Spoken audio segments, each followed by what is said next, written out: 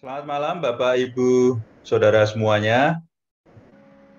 Kita mengucap syukur pada malam hari ini diberi kesempatan untuk berkumpul walaupun melalui Zoom.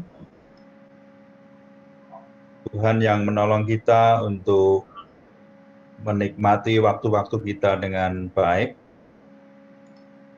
Beberapa hari yang lalu saya sempat dikagetkan dengan berita yang ditulis oleh beberapa media massa gitu ya. Di situ disampaikan bahwa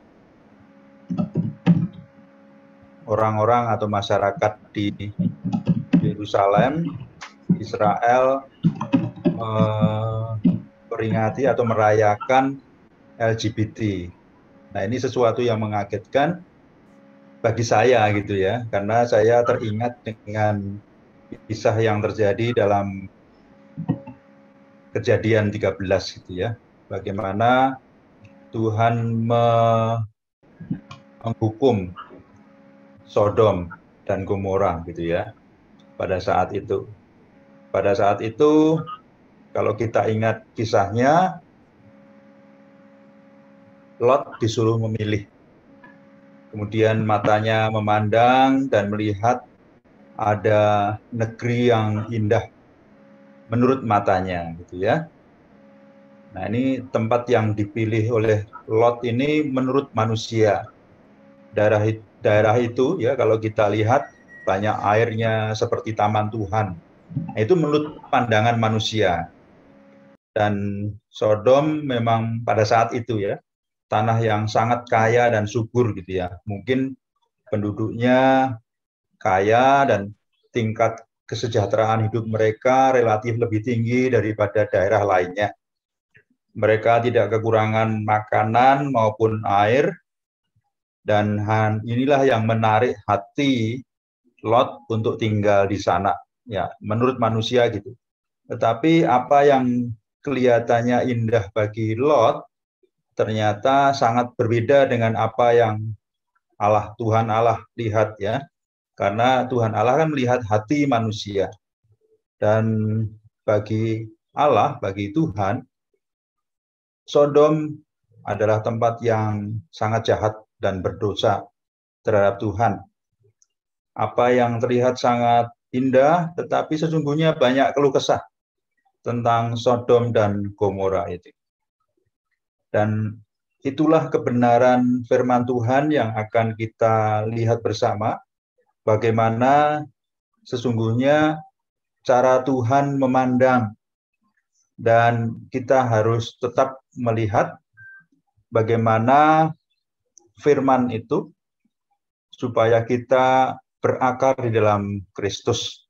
Walaupun manusia banyak yang mengingkari, banyak yang menganggap hal itu bukan sesuatu yang perlu dihormati. Nah, untuk belajar firman Tuhan ini, mari bersama-sama kita akan buka dalam doa. Untuk membuka kegiatan kita, kita persilahkan kepada Pak Edi ya, untuk membuka dalam doa. Silahkan Pak Edi. Iya, mari kita berdoa. Bapa dalam surga, kami bersyukur pada malam hari ini kami boleh bersama-sama belajar untuk firman. Kiranya Tuhan menolong setiap kami, khususnya untuk penginjil Yonatan Setiawan yang akan menyampaikan materi tentang firman pada kami. Berkati setiap kami agar kami menerima ini sebagai bagian yang hidup dalam kehidupan kami. Kami boleh dibekali dan kami boleh melakukannya dalam kehidupan kami. Di dalam nama Tuhan Yesus Kristus kami berdoa. Amin. Amin. Terima kasih. Mari kita bersama-sama mendengarkan firman sebagai aletheia, sebagai kebenaran maupun juga hal-hal lain dari sudut pandang yang seharusnya tentang firman itu. Silakan kepada Evangelis Yonatan Setiawan untuk menyampaikan pembinaan warga jemaat.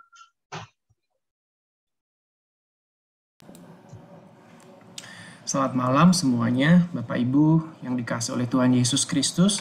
Saya sangat senang sekali pada kesempatan malam hari ini kita bersama-sama kembali bertemu untuk belajar kebenaran firman Tuhan. Berharap pada malam hari ini kita tidak hanya belajar kebenaran firman Tuhan, tetapi biarlah kebenaran firman Tuhan ini kita maknai dan kita lakukan di dalam kehidupan hari lepas hari. Pada malam hari ini kita berbicara tentang firman. Beberapa minggu yang lalu kita sudah belajar tentang waktu teduh yang sudah disampaikan, yang kita sudah sama-sama belajar oleh Guru Injil Dwi Tsunami. Dan pada malam hari ini kita akan sama-sama belajar tentang firman. Bapak, Ibu, serta saudara-saudara yang dikasihi dalam Tuhan Yesus, Alkitab berkata, ada kehidupan itu, ada jasmani dan kehidupan rohani. Jadi, kehidupan kita tidak hanya kehidupan jasmani, tetapi ada kehidupan rohani. Kehidupan jasmani memang dibutuhkan makanan bentuk roti, makanan yang kita konsumsi setiap harinya. Namun kehidupan manusia tidak hanya dibutuhkan roti saja, namun kehidupan rohani itu diperlukan, yaitu kebenaran firman Tuhan, kebenaran yang membebaskan kita, kebenaran yang keluar dari mulut Allah sendiri. Kita harus memahami betapa pentingnya akan firman dan kebenaran firman Tuhan itu sendiri. Karena kebenaran firman Tuhan itu menyatakan peraturan-peraturan dan ketetapan-ketetapan Allah serta hukum-hukum Allah dan mencatat semua nubuat dan kesaksian tentang Kristus Yesus. Tulisan-tulisan itu tepat kepada sasarannya dan mampu membuat orang itu bijaksana dan membawa kepada keselamatan oleh iman kepada Yesus Kristus. Firman itu murni dan benar. Firman itu sempurna. Firman itu sangat berharga. Hidup, nyata, dan kuat. Firman Tuhan dimaksud untuk membawa kelahiran baru setiap kehidupan kita yang mau menerimanya. Firman Tuhan itu menegur. Firman Tuhan itu menimbulkan iman serta harapan. Firman Tuhan itu juga membawa dan menimbulkan ketaatan. Serta firman Tuhan itu memberikan hikmat kepada orang yang tidak berpengalaman. Membersihkan hati, mengkoreksi, mempertobatkan jiwa. Dan semua yang ada tertulis di dalam kebenaran firman Tuhan itulah menjadi pedoman dan menjadi standar kehidupan semua di dalam kehidupan kita. Dan merupakan ajaran yang harus kita baca, ajaran yang harus kita kenal, ajaran yang harus kita lakukan di dalam kehidupan kita hari lepas hari.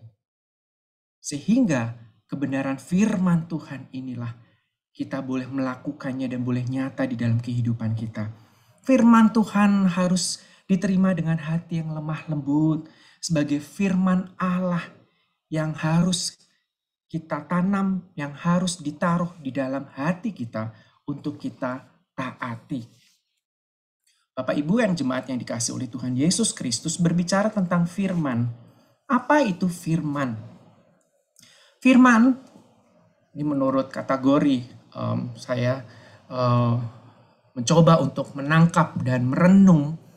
Firman Tuhan dapat didefinisikan merupakan komunikasi Allah.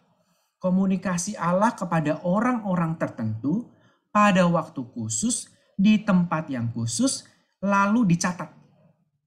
Isinya khusus, yaitu mengenai sejarah. Kalau kita baca di dalam PL, itu pasti sejarah. Dan tentunya kalau kita masuk di dalam PB, itu kita bisa dapati rencana keselamatan Allah untuk manusia melalui Yesus Kristus. Jadi inilah kebenaran firman Tuhan yang kita dapati, di mana tertentu pada waktu khusus, di tempat yang khusus, dan dicatat. Dan mengenai dan berbicara tentang sejarah dan rencana keselamatan. Namun Bapak Ibu serta saudara-saudara yang terkasih, mengenai firman, ada beberapa orang ataupun tanggapan orang-orang bagaimana mereka merespon dan bagaimana mereka itu membaca firman. Beberapa alasan orang tidak menyukai firman. Tentu kita tahu dan tentu kita dapati itu. Bahkan mungkin kita juga sering mendapati, bahkan mungkin kita memiliki pengalaman atau kita mengalami diri kita sendiri. Tidak menyukai firman. Ada beberapa alasan yang harus kita ketahui dan kita akui Yang pertama yaitu membingungkan dan ada banyak hal yang kita tidak ketahui. Itu salah satu alasannya kita mungkin bosan untuk membaca firman Tuhan. Dan membosankan dan terlalu panjang. Dan mungkin perbedaan budaya dan zaman terlalu susah untuk diterapkan pada saat ini. Ketika kita tahu dan ketika kita mengerti ada beberapa banyak alasan orang yang tidak menyukai akan firman Tuhan. Lalu yang menjadi perenungannya adalah bagaimana respon kita sebagai anak-anak Allah yang percaya terhadap kebenaran firman Tuhan. Tadi kita sudah singgung nih apa itu firman. Firman itu mengenai sejarah dan rencana keselamatan Allah melalui Yesus Kristus. Tapi bagaimana respon kita? Respon kita saat kita membaca firman Tuhan. Kita bersyukur kita memiliki gema yang setiap hari menggaung di dalam setiap harinya. Dan disitulah tuntunan Kristus Yesus melalui firman.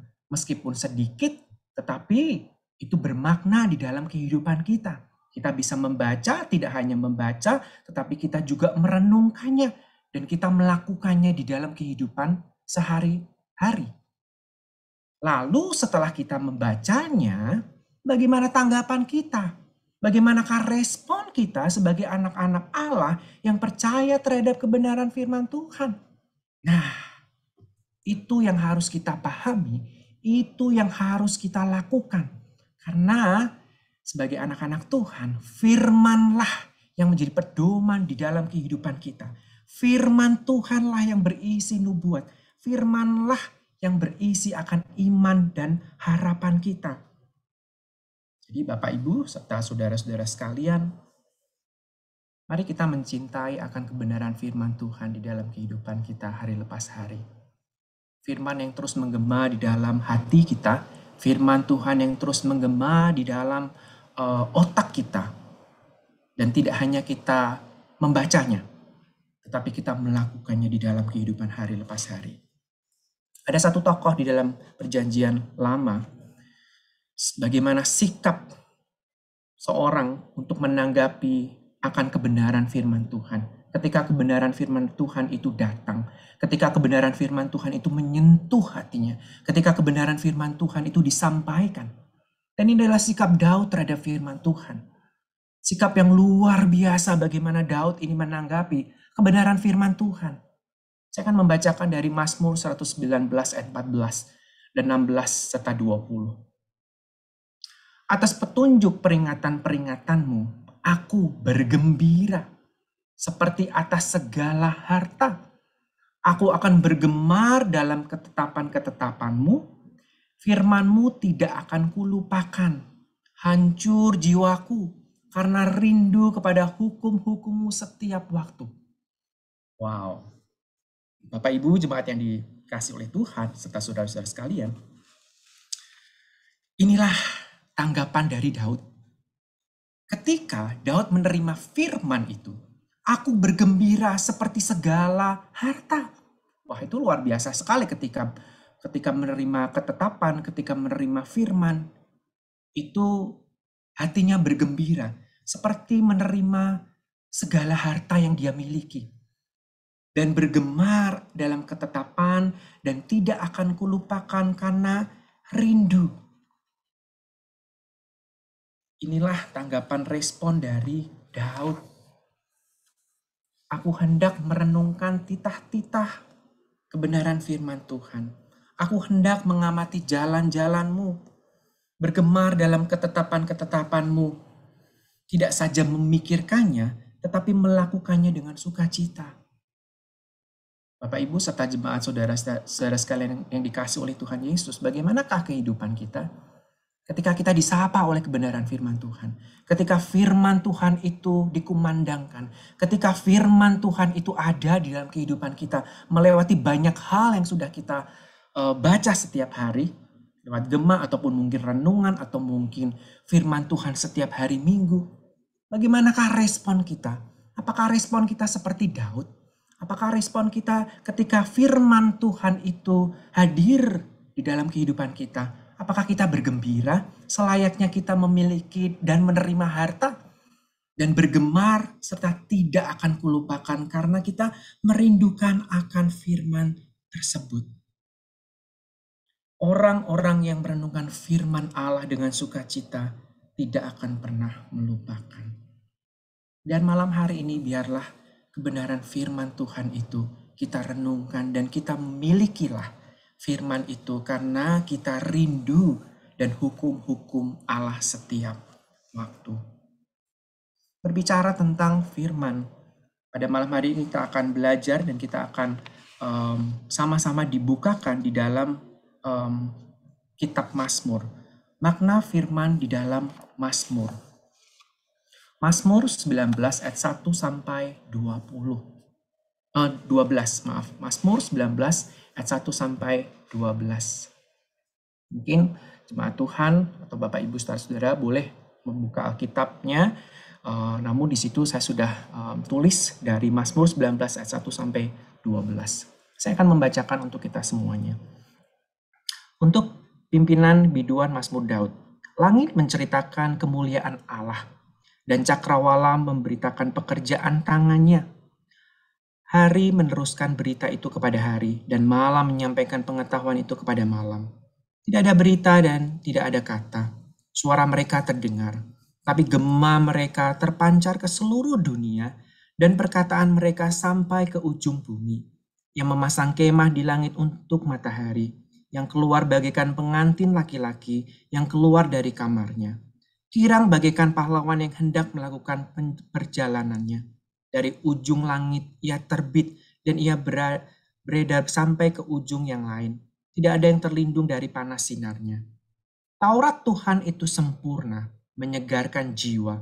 Peraturan Tuhan itu teguh, memberikan hikmat kepada orang yang tak berpengalaman. Titah Tuhan itu tepat, menyukakan hati. Perintah Tuhan itu murni, membuat mata bercahaya. Takut akan Tuhan itu suci, tetap ada untuk selamanya. Hukum-hukum Tuhan itu benar, adil semuanya. Lebih indah daripada emas, bahkan daripada banyak emas tua. Dan lebih manis daripada madu, bahkan daripada madu tetesan dari sarang lebah. Lagi pula hambamu diperingatkan oleh semuanya itu. Dan orang yang berpegang padanya mendapat upah yang besar. Bapak Ibu serta saudara-saudara yang dikasihi, sengaja saya menggarisbawahi dengan tinta merah. Di situ ada 5 hukum dari firman yang kita akan pelajari bersama-sama. Di situ ada Taurat, di situ ada peraturan, di situ ada titah, di situ ada perintah dan hukum-hukum. Kalau kita selidiki bersama-sama, Taurat itu istilah umum bagi penyataan kehendak Allah yang mengarahkan orang dalam hubungan benar dengan dirinya. Jadi, Taurat ini adalah penyataan kehendak Allah. Kehendak Allah untuk mengarahkan semua orang dalam hubungan yang benar bagi antara kita dengan Tuhan. Itu adalah Taurat. Dan yang kedua yaitu peraturan. Peraturan yaitu firman Allah. Firman Allah sendiri yang benar memberikan kesaksian tentang sifat dan kehendak Allah itu sendiri. Kehendak dan sifatnya menjadikan kita lebih bijaksana jika kita mempelajarinya. Dan itu adalah peraturan. Peraturan itu menjadikan kita lebih bijaksana. Dan kita taat dan kita tunduk. Itu peraturan yang harus kita taati bersama. Dan yang ketiga, titah. Titah itu adalah peraturan-peraturan tertentu mengenai hidup benar yang merupakan sukacita orang saleh. Jadi Bapak Ibu serta jemaat yang dikasih oleh Tuhan, peraturan mengenai hidup yang benar, kita sudah tahu peraturan mana yang benar dan kita harus taati. Dan itu merupakan sebuah sukacita yang tersendiri bagi orang-orang yang saleh, bagi orang-orang yang mengasihi Tuhan. Karena kita tahu akan kebenarannya, karena kita tahu akan firman Tuhan, maka kita harus menghidupinya dan hidup di dalam sukacita karena ada titah tersebut. Saya tidak bisa membayangkan kalau kita tidak hidup dalam Taurat, peraturan, dan titah. Dan tentunya yang terakhir adalah hukum. Hukum juga mengatur kehidupan sosial yang mendatangkan keadilan dan kebenaran. Jadi, di dalam kitab Mazmur yang sudah kita baca, Mazmur 19, ada 5 poin yang saya temukan, yaitu tentang Taurat, peraturan, titah, perintah, dan hukum. Bapak, Ibu, serta saudara yang dikasihi oleh Tuhan Yesus, ketika kita membaca firman dari Mazmur ini, kita bisa mendapatkan 5 ini. Tentu tidak hanya 5 ini, tetapi kita harus jeli. Sebagaimana kalau kita membaca firman, itu tidak hanya langsung membaca dari atas ke bawah. Kita harus pahami satu persatu. Kita harus tahu maksudnya. Ataupun kita bisa membaginya antara 2 bagian. Atau mungkin kita bisa membaginya antara sampai 3 bagian. Mungkin pendahuluan, mungkin isi, dan mungkin akan janji Tuhan. Tetapi kalau kita bisa melihat di dalam kitab Mazmur 19:1-2, kita bisa membaginya dalam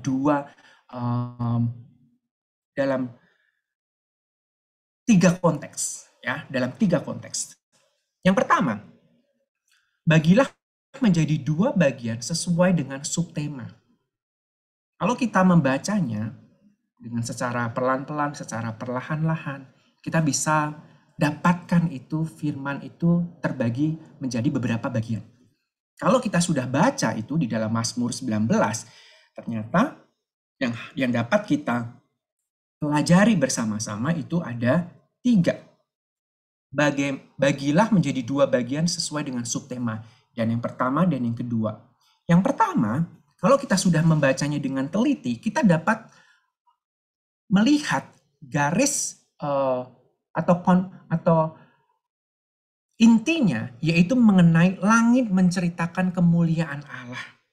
Di situ yang pertama yang harus kita pahami dari kitab Mazmur 19 bercerita tentang langit menceritakan kemuliaan Allah. Dan yang kedua, apakah perbedaan antara kedua bagian tersebut? Ketika kita sudah membacanya, lalu kita bisa mengkompares dan membandingkannya. Yang pertama, bercerita tentang langit menceritakan kemuliaan Allah. Lalu berikutnya, perbedaan antara kedua bagian tersebut berbicara tentang Taurat Tuhan. Taurat Tuhan itu sempurna.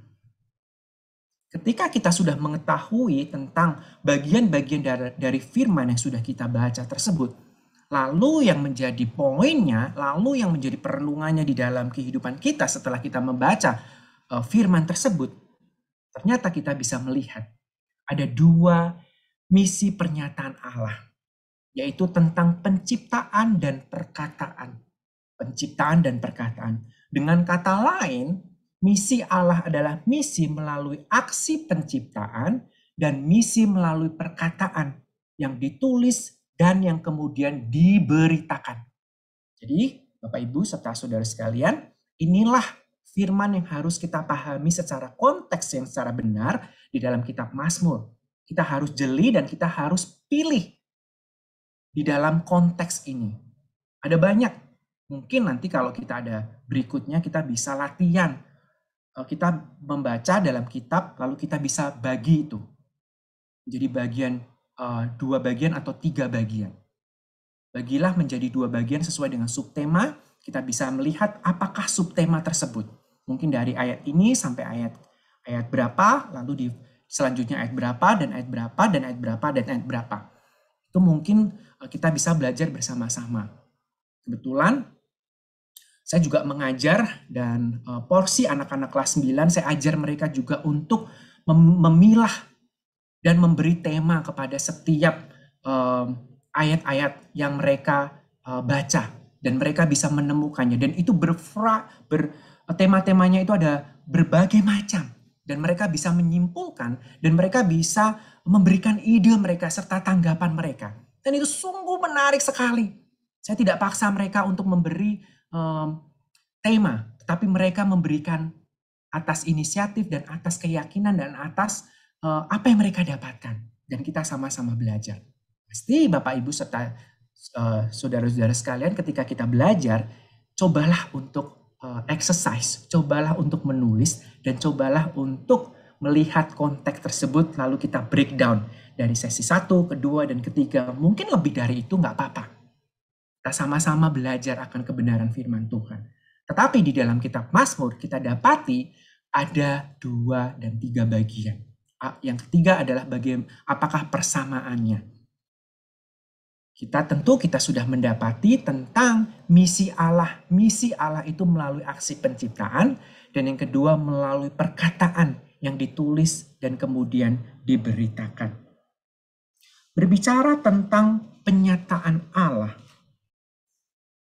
tidak seorang pun dapat mengenal Allah jika Dia tidak menyatakan dirinya kepada kita. Tidak seorang pun yang mengenal Yesus Kristus kecuali Dia yang menyatakan dirinya kepada kita. Lalu Tuhan menyatakan dirinya melalui 2, yaitu penyataan umum dan penyataan khusus. Saat ini kita akan sama-sama belajar tentang penyataan Allah di dalam 2 hal. Berbicara tentang penyataan, apa itu penyataan? Penyataan itu merupakan sebuah tindakan atau sebuah inisiatif dari Allah sendiri untuk membuka diri agar manusia yang diciptanya itu dapat mengenal siapa itu penciptanya. Jadi ini adalah inisiatif dan tindakan Allah untuk dikenal. Alkitab mengajarkan bahwa Allah tidak dapat dipahami, namun Alkitab juga mengatakan Allah dapat dikenal. Luar biasa sekali. Bapak Ibu, kalau kita membaca dalam kebenaran firman Tuhan, memang Allah mempunyai tindakan inisiatif membuka dirinya untuk dikenal sebagai manusia yang berdosa ini, untuk dikenal manusia yang rapuh ini. Tetapi Allah datang menyatakan dirinya sebagai Yesus Kristus menjadi manusia. Terkadang kita tidak memahami akan kebenaran firman Tuhan. Namun Alkitab mengatakan bahwa Allah dapat dikenal. Melewati apa Bapak Ibu? Ini ada beberapa penyataan. Penyalah merupakan cara memperkenalkan dirinya, malah menyimpan dalam hatinya sesuatu bentuk kesadaran adanya Allah. Ini dari Calvin. Calvin berbicara tentang penyataan Allah. Cara Allah memperkenalkan dirinya, manusia menyimpan dalam hatinya, tahu bahwa ada Allah dan sadar akan adanya Allah. Itu dari Calvin. Tetapi kesadaran akan adanya Allah telah dirusak oleh dosa. Sehingga manusia tidak dapat mengenal Allah dengan benar. Jadi poin yang ketiga, manusia mengenal Allah karena Allah sendirilah yang menyatakan dirinya. Dan inilah tentang penyataan Allah yang harus kita pahami. Inilah penyataan Allah yang harus kita pelajari bersama-sama dan mengerti. Bahwa kita tahu bahwa kita ini ada Allah, ada Tuhan di dalam kehidupan kita. Tetapi kesadaran akan adanya Allah telah dirusak karena dosa dan pelanggaran kita. Dan manusia tidak dapat mengenal Allah dengan benar karena dosa. Dan manusia mengenal Allah karena Allah sendirilah yang menyatakan dirinya. Dia datang kepada kita semuanya. Yang pertama yang akan kita sama-sama pelajari tentang penyataan umum. Mungkin Bapak Ibu serta saudara-saudara sekalian tidak heran mungkin sudah mengetahui dan mungkin sudah tidak familiar dengan kata penyataan umum ini. Penyataan Allah kepada manusia sehingga manusia menyadari akan keberadaan Allah. Penyataan umum disampaikan melalui beberapa. Yang pertama alam semesta, bahwa Allah hadir menyapa manusia melewati penciptaan. Dan yang kedua, penyataan umum itu melewati sejarah Allah menyatakan dirinya dalam sejarah manusia. Hal tersebut terlihat lewat kesaksian Alkitab mengenai pemeliharaan Allah kepada umat Israel. Dan ini adalah penyataan umum melalui penciptaan dan sejarah umat manusia. Bapak Ibu jemaat yang dikasihi oleh Tuhan Yesus Kristus, Saya suka dengan nature. Saya suka dengan pemandangan yang luar biasa. Ketika saya memandang langit dan ketika saya memandang hijau, ketika saya bisa mengambil hela nafas yang segar, yang sejuk, saya bisa merasakan akan kehadiran Allah.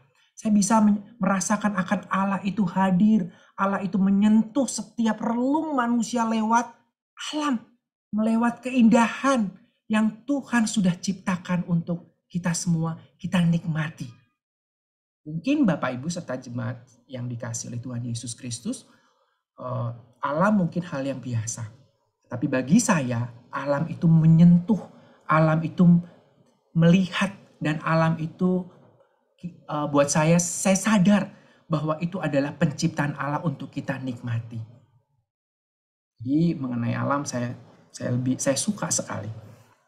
Dan sejarah kehidupan manusia di dalam Perjanjian Lama, bagaimana Allah menuntun setiap umatnya untuk mengenal akan titah, mengenal akan hukum, mengenal akan Allah itu sendiri.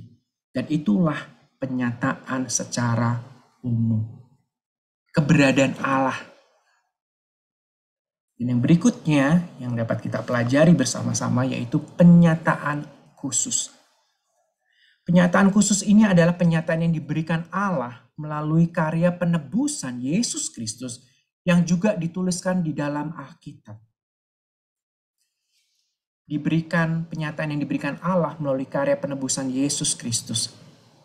Penyataan khusus yaitu ketika Yesus Kristus itu hadir sebagai manusia. Ketika Yesus Kristus itu datang menjadi manusia, tidak hanya menjadi manusia, dia mengerti akan kerapuhan kita. Dia mengerti akan keterbatasan kita. Dia mengerti akan bahwa kita tidak mampu untuk kembali lagi di dalam kemuliaan Tuhan. Allah yang berinisiatif tadi menyatakan tentang kehadiran Yesus Kristus sebagai penyataan khusus. Jadi inilah penebusan penyataan khusus lewat Yesus Kristus. Bapak Ibu, jemaat yang dikasihi oleh Tuhan Yesus, kita dapat memahami penyataan Allah melalui dua hal. Yang pertama yaitu penyataan umum dan yang kedua adalah penyataan khusus. Ketika kita pahami tentang penyataan umum dengan penyataan khusus, apa sih tujuannya? Apa tujuan dari penyataan umum serta penyataan khusus? Tujuannya Allah menyatakan kehendaknya dari perjanjian keselamatannya dalam Yesus Kristus untuk mendamaikan kembali hubungan antara manusia dengan Allah. Ini adalah tujuan secara umum di dalam penyataan secara umum dan khusus. Kita disentuh lewat alam, kita disentuh lewat sejarah kehidupan manusia. Bagaimana Allah tidak pernah meninggalkan mereka, bagaimana Allah terus beserta mereka. Bagaimana alam ini menceritakan akan karya, kedahsyatan dan keselamatan yang Tuhan kerjakan. Dan inilah tujuan akan penyataan umum secara umum dan khusus. Dan bagaimanakah hasilnya? Hasilnya menjadi jalan satu-satunya agar manusia dapat mengerti tindakan, tujuan, dan kehendak Allah dengan benar. Ini adalah maksud Allah yang sesungguhnya. Mengerti bahwa satu-satunya agar manusia dapat mengerti tindakan Allah, tujuan dan kehendak Allah dengan benar. Dan menjadi jalan satu-satunya agar manusia dapat menerima kabar keselamatan Yesus Kristus. Luar biasa Bapak Ibu serta jemaat yang dikasihi oleh Tuhan Yesus. Itu adalah tujuan dan itu adalah hasilnya. Menjadi jalan satu-satunya dapat dimengerti akan tindakan, tujuan, kehendak Allah dengan benar. Ketika kita mengerti akan tindakan, tujuan dan kehendak Allah untuk dapat dipahami, lalu kita dapat mengerti bahwa satu-satunya manusia dapat menerima kabar keselamatan melalui Yesus Kristus. Yesus Kristuslah yang menjadi manusia, yang dia rela mati untuk kita semuanya. Saya berharap kita dapat memahami melalui kebenaran firman Tuhan dan pembelajaran firman pada malam hari ini. Firman Tuhan atau Alkitab adalah penyataan Tuhan secara khusus supaya dirinya kita kenal. Kita tahu cerita Maria dan Marta. Setiap kali kita membaca Alkitab atau kebenaran firman Tuhan, milikilah sifat, milikilah kerinduan, milikilah hati yang terus mau dikoreksi dengan kebenaran firman Tuhan. Ketika kita membaca kebenaran firman Tuhan, selayaknya kita sedang duduk di kaki Tuhan. Seperti Maria yang mengajukan dengan pertanyaan, apa yang engkau mau nyatakan dalam bagian ini tentang dirimu? Supaya hamba mengerti, hargai dan taati. Kalau kita membaca akan firman Tuhan, dapatkah kita memiliki sifat seperti Daud yang sudah kita baca tadi? Atau sifat seperti Maria? Kita seolah-olah bercakap-cakap dengan Yesus. Dan melalui firman tersebut, kita bisa merenungkan dan kita bisa pahami dan kita bisa pause and pondering tentang siapakah diri kita. Tuhan ingin mau apa di dalam kehidupan kita. Supaya hamba ini mengerti, supaya hamba ini mau hargai dan taati. Biasanya kalau kita membaca firman Tuhan bukannya kita langsung cepat-cepat membaca firman Tuhan. Atau mungkin kita membaca firman Tuhan itu bukan keinginan kita, keinginan Tuhan, tetapi keinginan kita sendiri. Nah, bagaimanakah kita dapat sama-sama belajar untuk tidak sesuai dengan keinginan kita sendiri, tetapi keinginan Tuhan. Berbicara tentang keinginan, kita juga tahu dan kita juga pahami tentang bagaimana Yesus ketika berdoa di Taman Getsemani. Bukan keinginan Yesus Kristus, tetapi keinginan Allah Bapa yang di surga.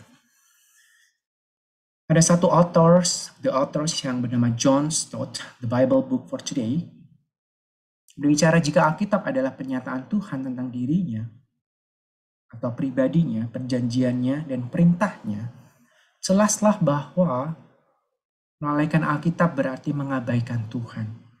Hanya jikalau pikiran kita menyelam dalam firman-Nya, kita dapat mengenalnya dan pikiran kita dapat dibentuk sesuai pikirannya.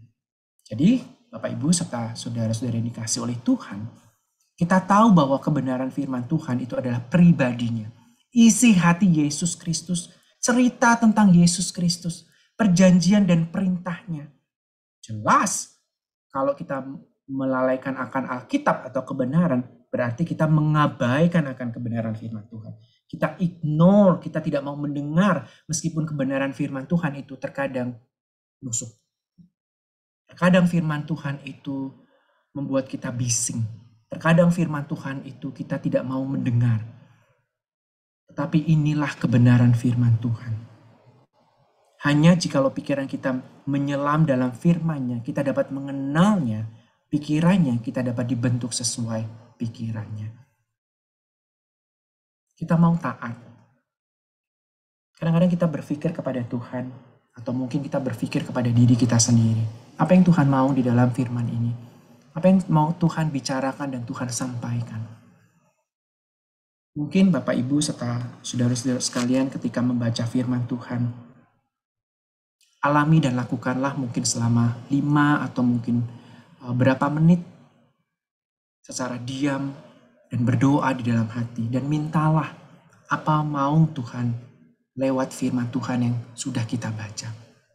Mungkin dari awal atau mungkin 2 kali atau mungkin berapa kali kita tidak menemukan akan maksud dan kehendak Tuhan. Tetapi sembari kita melakukan, sembari kita terus melakukannya, firman itu menggema di dalam kehidupan kita. Firman Tuhan itu ada di dalam kehidupan kita. Dan firman Tuhan itu menjadi jangkar. Dan firman Tuhan itu menjadi kekuatan. Dan firman Tuhan itu tersebut menjadi jawaban di dalam kehidupan kita. Dan lama-kelamaan kita menjadi peka akan firman Tuhan. Karena kita menaruhkan firman Tuhan itu di dalam hati kita. Bukan keinginan kita, melainkan kehendak Yesus di dalam kehidupan kita. Setelah kita pahami akan firman Tuhan, jadi manfaat firman. Apakah manfaat firman Tuhan bagi kehidupan kita? Manfaat firman Tuhan bagi kehidupan kita. Yang pertama, firman menuntun keselamatan. Ini sangat menarik sekali berbicara tentang firman itu menuntun tentang keselamatan. Di dalam 2 Timotius 3 ayat 15, ingatlah juga bahwa dari kecil engkau sudah mengenal kitab suci yang dapat memberi hikmat kepadamu dan menuntun. Kata menuntun itu sebuah kata-kata yang mungkin menggema dalam diri saya, dan itu sungguh luar biasa. Jadi menuntun engkau kepada keselamatan oleh iman kepada Yesus Kristus. Ini adalah anak didik dari Rasul Paulus kepada Timoti. Beritakanlah kebenaran firman Tuhan. Dan firman Tuhan itu menuntun engkau kepada keselamatan oleh iman kepada Yesus Kristus. Berbicara tentang hukum ataupun penuntun ini, hukum atau pengajaran, itu menunjuk kepada 10 perintah Allah, atau mungkin kita bisa lihat perintah apapun di dalam perjanjian lama, atau kita bisa tahu tentang Torah atau Pentateuch itu sendiri dalam 5 itu yang diberikan kepada Musa, Allah kepada Musa. Dan kalau kita pahami ada perbedaan di dalam perjanjian lama dengan perjanjian baru, bagaimana hukum itu menjadi definisi perbedaan antara perjanjian lama dengan perjanjian baru. Perjanjian lama tentang hukum itu adalah sebuah pelanggaran atau menunjukkan sebuah dosa, pelanggaran akan kehendak Allah, dan adanya membangkitkan kesadaran manusia akan perlunya belas kasihan, akan adanya kasih karunia dan keselamatan tentang Yesus Kristus. Kalau di dalam perjanjian baru, itu berupa tentang moral kita, berupa tentang kesadaran kita. Tidak hanya moral dan kesadaran kita, tetapi kita menyadari untuk tidak melakukannya lagi. Karena kita sudah ditebus, karena sudah dibebaskan dari dosa. Jadi kalau kita pahami di dalam perjanjian lama, kalau kita berbuat dosa, itu orang membuat korban dan menutupinya, dan mereka meminta akan belas kasihan Tuhan, kasih karunia. Tetapi kalau di dalam perjanjian baru mengenai hukum dan keselamatan ini dan sebagai penuntun ini, maka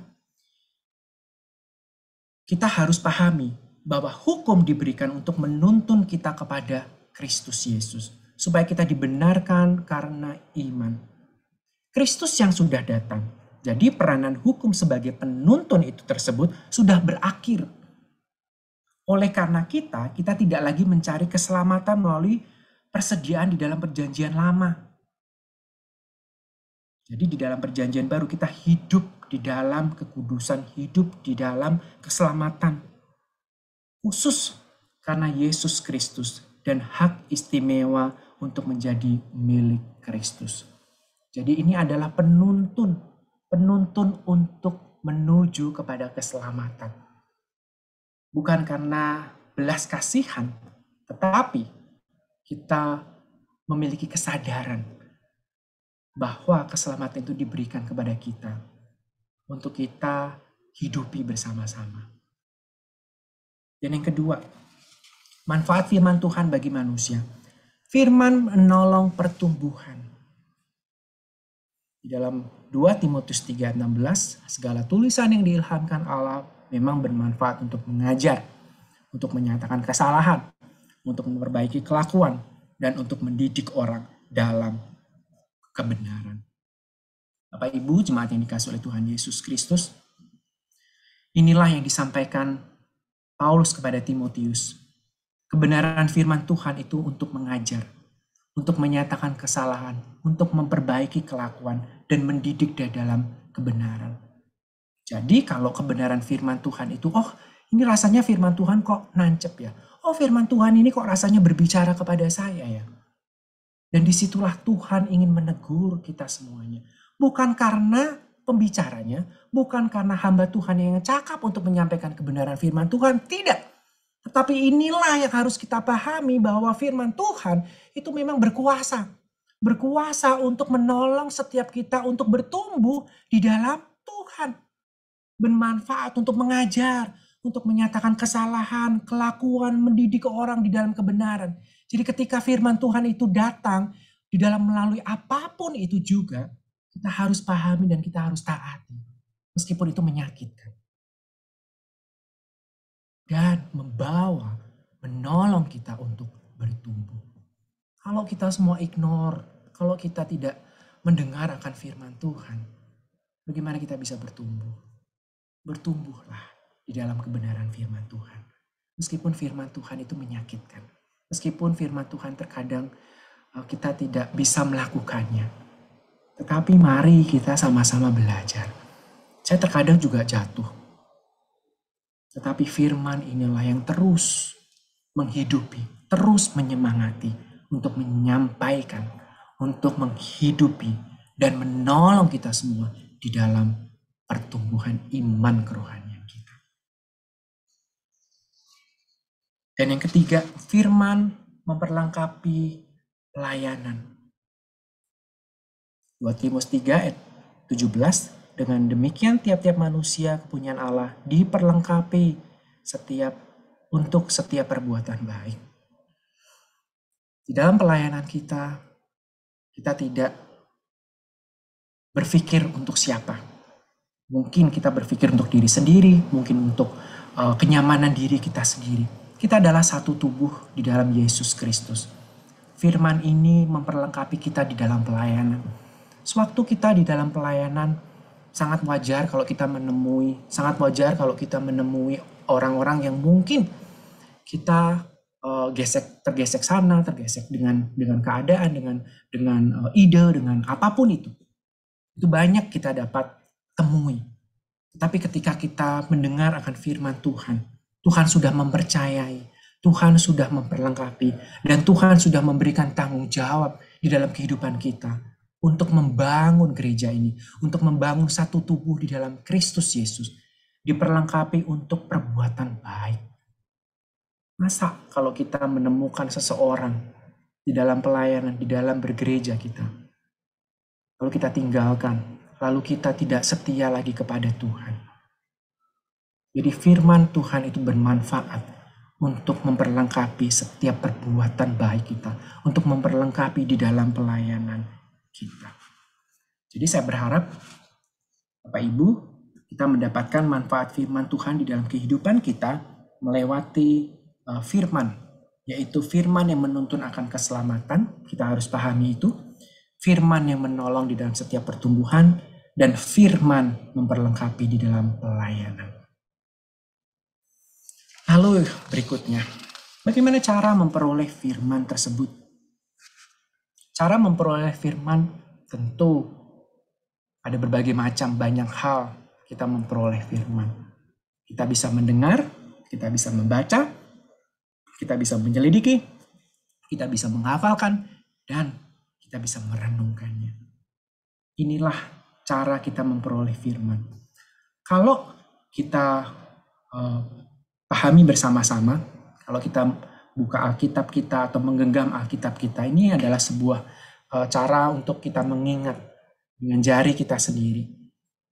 Mendengar, membaca, mempelajari, menghafal, dan merenungkan. Jadi ini ada 5 jari kita yang sangat mudah kita pahami ketika kita membuka Alkitab kita, yaitu mendengar, membaca, mempelajari, menghafal, dan merenungkan. Sungguh luar biasa sekali kalau kita pahami akan firman Tuhan. Terlebih kita berbahagia ketika kita melakukan akan firman Tuhan dan menghidupinya. Itu sungguh luar biasa sekali. Kita menjadi dampak dimanapun Tuhan tempatkan. Yang pertama, bagaimanakah kita memperoleh firman? Yaitu sikap hati. Sikap hati itu menentukan. Kalau firman tersebut, sikap hati kita tidak mau melakukan, ya kita tidak mau melakukan. Karena hati kita keras. Karena hati kita tidak mau dibentuk. Istilahnya sakar PDW. Itu adalah sikap hati. Tetapi sikap hati inilah yang menentukan akan firman, akan pertumbuhan di dalam kehidupan kita. Firman Tuhan dan sikap hati yang kita harus mau taati dan kita tunduk di dalam firman Tuhan. Kita ditundukkan oleh firman Tuhan tersebut. Kebenaran firman Tuhan ini seharusnya menyadarkan kita sebagai orang percaya untuk terus mengoreksi sikap hati kita, apakah sudah berkenan di hadapan Tuhan atau belum. Ketika kita membaca kebenaran firman Tuhan, kita bisa merenungkan dan kita bisa pahami bagaimanakah sikap hati kita. Apakah kita tidak mau mendengarkan firman Tuhan? Apakah kita tidak mau melakukan firman Tuhan? Apakah kita mau pahami bersama-sama dan kita mau menghidupinya bersama-sama? Ketika sikap hati kita mau ditundukkan oleh firman Tuhan dan mau dibentuk oleh firman Tuhan, maka kehidupan kita akan bertumbuh. Dan kita tahu akan maksud dan rencana kehendak Tuhan. Jadi Bapak Ibu jemaat yang dikasihi oleh Tuhan, bagaimanakah sikap hati kita ketika kita mendengar akan firman Tuhan? Sikap hati. Dan yang kedua, haus dan lapar. Haus dan lapar itu sama pentingnya bagi kehidupan rohani, seperti makanan dan minuman bagi kehidupan jasmani. Kalau kita olahraga, kalau kita lari, otomatis kita haus, kita minum. Sama halnya dengan kehidupan rohani. Bagaimanakah caranya kalau kita kering? Bagaimanakah caranya kalau kita haus dan lapar akan rohani kita? Bacalah kebenaran firman Tuhan. Tidak hanya membacanya, tetapi kita juga merenungkan dan melakukannya. Matius 5 ayat 6, berbahagialah orang yang lapar dan haus akan kebenaran, karena mereka akan dipuaskan. Lapar dan haus akan kebenaran. Dan kita pahami juga kebenaran tersebut akan membebaskan kita. Dan inilah kebenarannya yang harus kita akui ketika kita pahami bersama-sama, ketika kita haus dan lapar akan firman Tuhan. Mari Bapak Ibu, ketika kita haus dan lapar akan firman Tuhan, kita akan pahami bersama-sama tentang firman Tuhan yang akan mengenyangkan dan yang akan membuat kita dipuaskan. Karena kebenaran firman Tuhanlah sumber sejatinya, air kehidupan itu sendiri. Mungkin di luar sana kita temukan yang memuaskan akan kehidupan kita. Tetapi apakah di luar sana memiliki dan mempunyai jaminan akan kehidupan kekal? Tentu tidak. Tetapi kita tahu bahwa kehidupan kekal, kita tahu bahwa ketika kita lari kepada kebenaran, ketika kita haus dan ketika lapar, dan kita mencari akan kebenaran itu, kita dipuaskan. Dan itu adalah kebenarannya. Dan yang ketiga, menerima dan menyelidiki. Hal ini menunjukkan bahwa betapa kita harus terus bersungguh-sungguh membangun kehidupan kita dalam hal ini menjadi pribadi-pribadi yang mau senantiasa menyelidiki firman Tuhan. Menerima tidak hanya menerima, tapi kita menyelidiki dan membaca dan menggalinya akan kebenaran firman Tuhan. Di Kisah Para Rasul 17 ayat 11, orang-orang Yahudi di kota itu lebih baik hatinya pada orang-orang Yahudi di Tesalonika, karena mereka menerima firman itu dengan segala kerelaan hati, dan setiap hari mereka menyelidiki kitab suci untuk mengetahui apakah semuanya itu benar demikian. Kalau kita lihat, ini adalah perjalanan Paulus dan Silas. Orang-orang Yahudi di kota itu lebih baik hatinya daripada orang-orang Yahudi di Tesalonika. Jadi firman ini adalah firman yang mereka terima, mereka pahami, dan mereka menyelidikinya. Kebenaran firman Tuhan itu bagaimana hidup kita menerima firman itu dan menghidupinya. Dan menjadikan kitab suci itu untuk mengkoreksi setiap kehidupan kita. Apakah itu benar dengan demikian? Jadi Bapak Ibu serta jemaat sekalian, ketika kita menerima firman tersebut, kita menerimanya dengan sukacita. Kita menerimanya dengan penuh dengan harapan dan menyelidikinya. Seperti halnya orang-orang Yahudi mereka menerima firman tersebut dengan sukacita dan menghidupinya untuk mengetahui apakah firman tersebut dapat mereka lakukan. Dan ternyata firman tersebut tidak hanya mereka hidupi, tapi mereka bertambah banyak. Kalau kita bisa baca di dalam Kisah Para Rasul 17 ayat 11 dan seterusnya, itu sungguh luar biasa. Bagaimana firman Tuhan itu mereka terima. Tidak hanya mereka terima, tetapi mereka juga pahami dan menyelidiki akan firman Tuhan. Dan yang ketiga, ada yang keempat, yang terakhir yaitu rendah hati dan taat. Ketika kita menerima dan ketika kita membaca kebenaran firman Tuhan, rendah hati dan taat. Rendah hati dan taat ini adalah kelembutan hati yang dikaruniakan oleh Tuhan melalui kehadiran firman dan kuasa Roh Kudus untuk menundukkan diri di bawah kedaulatan Tuhan. Jadi, bagaimanakah sikap hati kita kembali? Apakah kita mau rendah hati dan taat ditundukkan oleh Tuhan, Sang kebenaran, Sang firman tersebut di bawah kedaulatan Allah? Yakobus 1 ayat 25. Namun orang yang meneliti hukum yang sempurna, yaitu hukum yang memerdekakan dan bertekun di dalamnya, dia tidak menjadi pendengar yang lupa, tapi menjadi pelaku firman. Dia akan diberkati atas apa yang dilakukannya. Jadi berbahagialah kita kalau kita meneliti Taurat, kita meneliti akan firman Tuhan itu yang sempurna, yang memerdekakan, kita bertekun di dalamnya dan tidak menjadi pendengar lalu lupa. Biasanya kita seperti itu. Kita hanya mendengar lalu kita lupa dan kita tidak melakukannya. Tapi berbahagialah ketika kita menjadi pelaku firman dan diberkati atas apa yang kita lakukan. Jadi milikilah sikap untuk rendah hati dan taat. Setelah kita membaca dan kita banyak belajar pada malam hari ini yang menjadi dua pertanyaan bagi kita semua yang harus kita pahami. Yang pertama, apa yang firman Tuhan minta untuk kita lakukan? Apakah kita taat dan mau melakukannya? Dan yang kedua, apa yang menghalangi kita untuk tidak taat melakukan firman Tuhan?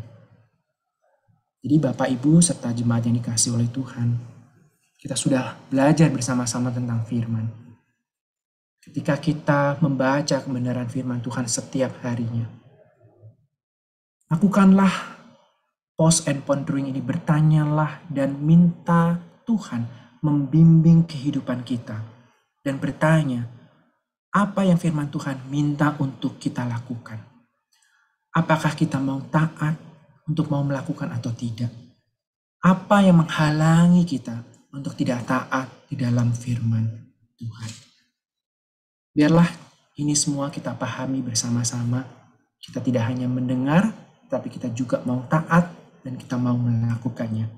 Karena di dalam 2 Timotius 3 16 ayat 17 sebagai penutup, segala tulisan yang diilhamkan Allah memang bermanfaat untuk mengajar, untuk menyatakan kesalahan, untuk memperbaiki kelakuan, dan untuk mendidik orang dalam kebenaran. Dengan demikian, tiap-tiap manusia kepunyaan Allah diperlengkapi untuk setiap perbuatan baik. Jadi Bapak, Ibu, jemaat yang dikasihi oleh Tuhan Yesus Kristus, kita akan renungkan bersama-sama tentang manfaat akan firman, manfaat akan kebenaran firman yang menyatakan kesalahan, yang memperbaiki kelakuan, yang mendidik di dalam kebenaran, dan kita diperlengkapi untuk melakukan perbuatan yang baik. Kiranya pembekalan pada malam hari ini kita bisa terapkan dan kita bisa lakukan dan kita bisa menjadi anak-anak Tuhan di dalam kebenaran dimanapun kita berada dan kita menghidupinya. Amin. Mari kita tundukkan kepala dan kita berdoa kepada Tuhan. Mari kita berdoa. Bapa di surga, kami sungguh bersyukur untuk malam hari ini kami boleh dibukakan akan kebenaran firman-Mu yang memerdekakan kami semuanya. dan kami pahami akan firman-Mu tersebut. Tidak hanya kami membaca, mendengar, tetapi berikanlah kami hati untuk mau ditundukkan akan kebenaran firman-Mu, sehingga kami boleh melakukan firman-Mu. Terima kasih Bapa di surga, untuk firman-Mu yang begitu indah, yang boleh kami pahami, yang kami boleh pelajari pada malam hari ini. Biarlah Roh Kudus yang terus berbicara di dalam setiap kehidupan kami. Terima kasih Bapa di surga. Hanya di dalam nama Yesus Kristus, Juru Selamat kami hidup, kami berdoa dan mengucapkan syukur kami. Amin. Terima kasih Bapak Ibu Jemaat. Saya berikan kepada Om Anton. Terima kasih Yonatan yang sudah menyampaikan kebenaran firman Tuhan ya, yang dari berbagai macam sudut pandang. Nah, di antara Bapak Ibu, rekan-rekan semua, apakah ada pertanyaan? Boleh tanya satu ayat lagi? Silakan, Ibu Hana. Ya, Yohanes 1 ayat 1. Pada mulanya adalah firman. Firman itu bersama-sama dengan Allah. Dan firman itu adalah Allah. Tolong dijelaskan ayat ini. Karena dari tadi saya tunggu kok nggak ada ayat ini. Terima kasih. Bu. Silakan, Jonathan. Ya, Oma Hana, kalau kita lihat penciptaan, memang itu adalah bersama-sama dengan Allah. Ini adalah Trinitas. Ini adalah Trinitas yang saling berkedaulatan, yang bersama-sama. Di mana Allah itu hadir, di mana anak itu hadir, dan di mana roh itu juga hadir. Dan ketika penciptaan itu bersama-sama, disinilah firman itu juga hadir. Firman itu yang menyatakan, dan firman itu yang hidup di dalam kehidupan kita sejak ada di dalam penciptaan itu tersebut. Jadi firman tersebut adalah sudah ada, dan firman itu sudah bersama-sama dengan Sang Bapa dan Sang Anak dan Sang Roh Kudus itu sendiri. Kira-kira begitu Oma, kalau mungkin kurang jelas, dan mungkin teman-teman bisa menambahkan dengan adanya Sang Firman itu sendiri. Iya, terima kasih untuk klarifikasi maupun penjelasan dari Yonatan ya. Mungkin sementara begitu ya Bu Hana, kalau pengen diskusi lebih lanjut mungkin bisa dilanjutkan besok pagi. Karena waktu kita kan terbatas ya. Karena satu ayat itu memang luar biasa gitu, karena menyatakan tentang keberadaan Allah Bapa, Allah Putra gitu ya, dan proses penciptaan itu sendiri gitu, dan lain sebagainya. Mungkin perlu waktu yang sangat panjang, sangat lama gitu ya. Nah, apakah ada pertanyaan lain? Satu lagi pertanyaan yang perlu kita renungkan bersama.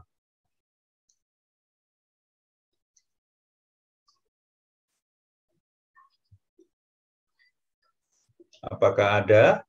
Sepertinya yang dijelaskan Evangelis Yonatan tadi sudah sangat komprehensif ya, menjelaskan semuanya dari berbagai macam sudut pandang gitu ya, bagaimana mananya dan bagaimana kita harus melakukan dalam kehidupan sehari-hari, dan berbagai referensi yang telah disampaikan tadi. Memang satu hal yang menarik, bagaimana, apa, dan mengapa kita harus melakukan firman itu ya. Dan untuk mengakhiri kegiatan secara keseluruhan, kita minta kesediaan Ibu Yaya ya, nutup dalam doa. Silakan.